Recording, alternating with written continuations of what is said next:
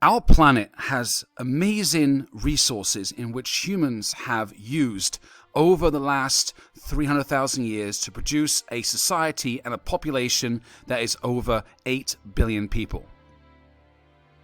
And now we find ourselves in a situation where we have an abundance of materials, technology, and understanding of how to utilize resources to produce endless materials, endless packaging across the world. And that creates a situation of environmental impact. The impact of these materials polluting the environment, both the water, the air, and the land. Now, one material in particular is plastics, which is an amazing material. However, the downside is that you get this huge amount of pollution caused by plastics around the world. Now, currently, it sits at about 12% of all solid waste is plastics. This is the Earth Science Classroom.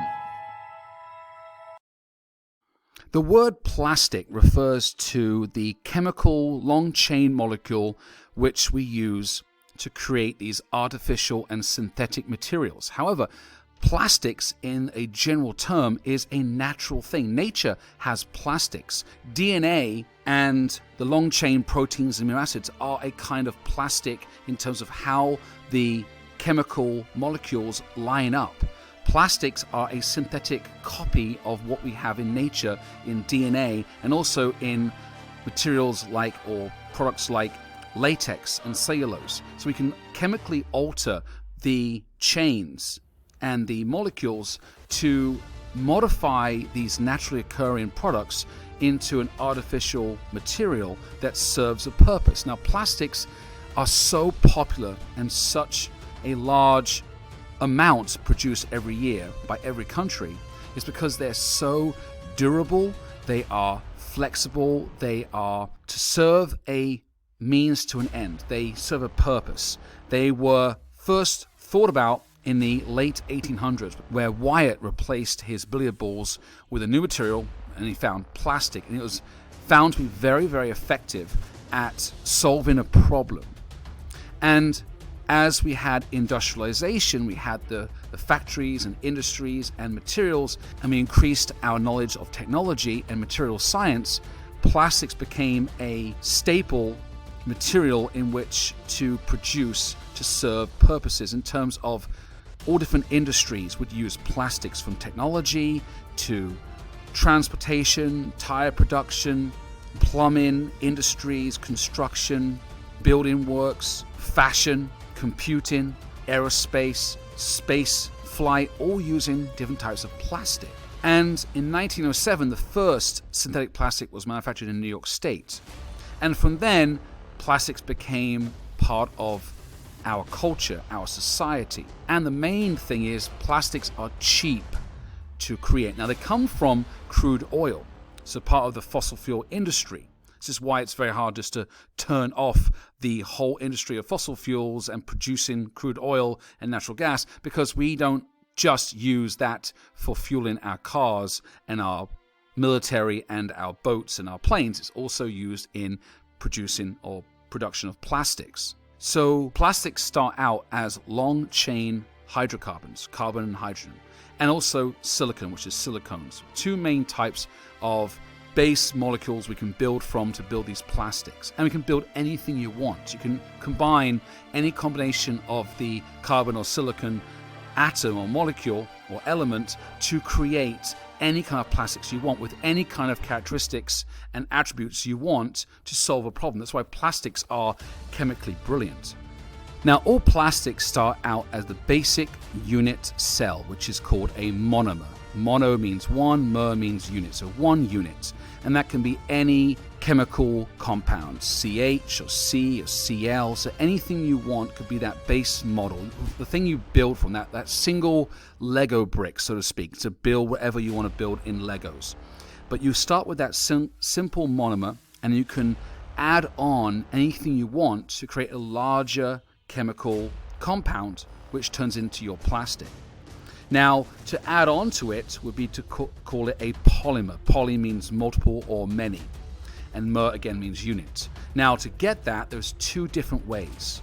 to create this, and it's called polymerization. Now there's two ways. There's addition and there is condensation. Addition means they just add on the same monomer to the end of the cell unit or unit cell, and you just have this long chain of the same element basically, or same monomer, just repeated. And usually there are over 1,000 repeats or units in this larger polymer, and it creates this long chain link. And one example of that is polyethylene, which is a plastic bag.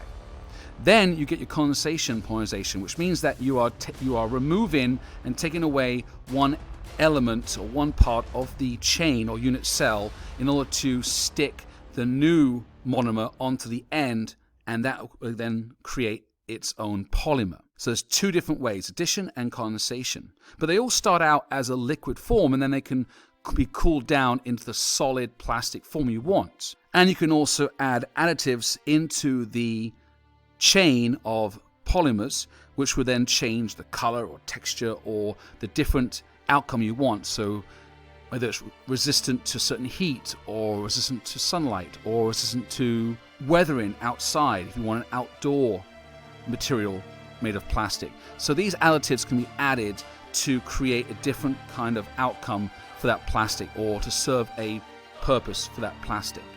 And once you have that plastic, you're going to be having two different types or characteristics of plastic. Now, the two are thermoset and thermoplastic, or thermosetting. Now, the two are very different. They are both the same in terms of the long chain hydrocarbons, in terms of the polymers, but in terms of what you want out of the plastic, it falls into these two categories, thermoset or thermoplastic.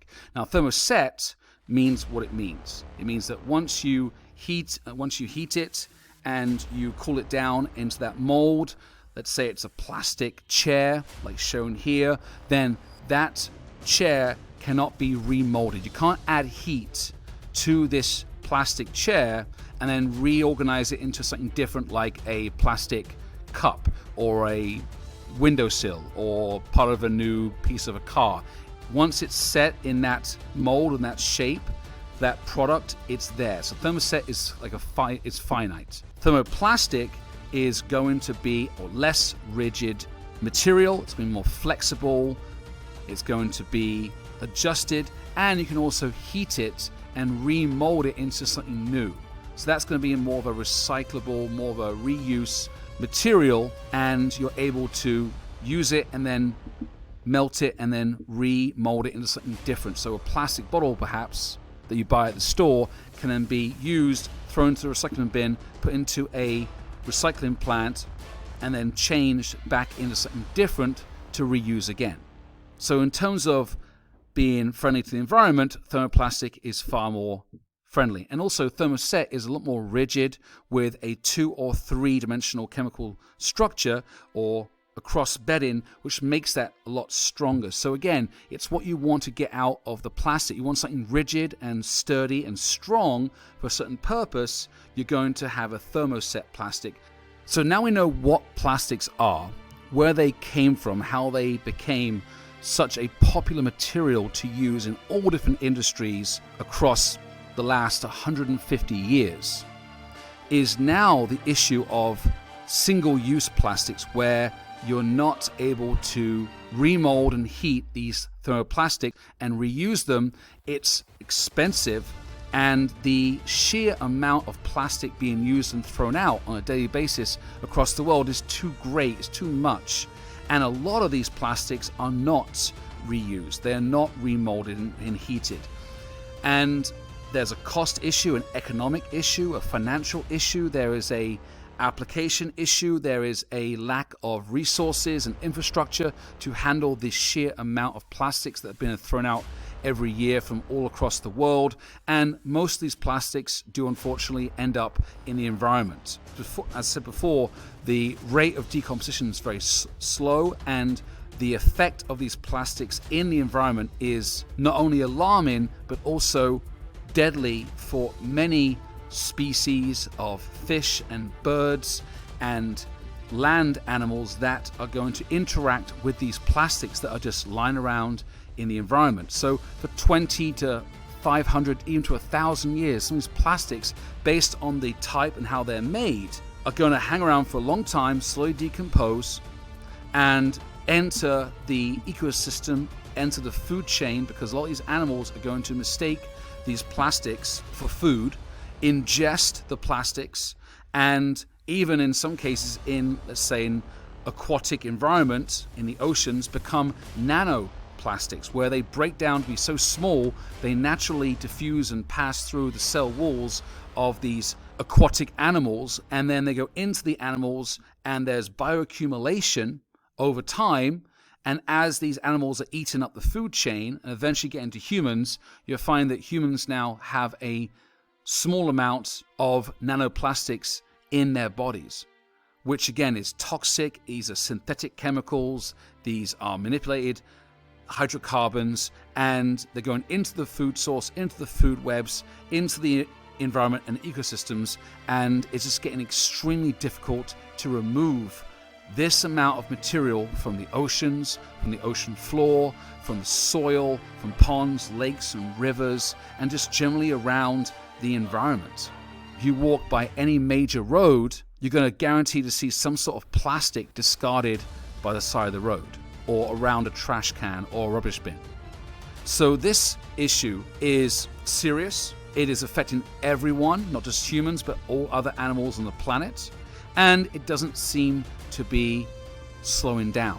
Some areas of the world are banning the use of plastics and plastic bags and plastic straws and other materials that are going to directly injure and harm the environment, but the process is too slow and this is too much plastic. So the issue is, what do we do? What can we do?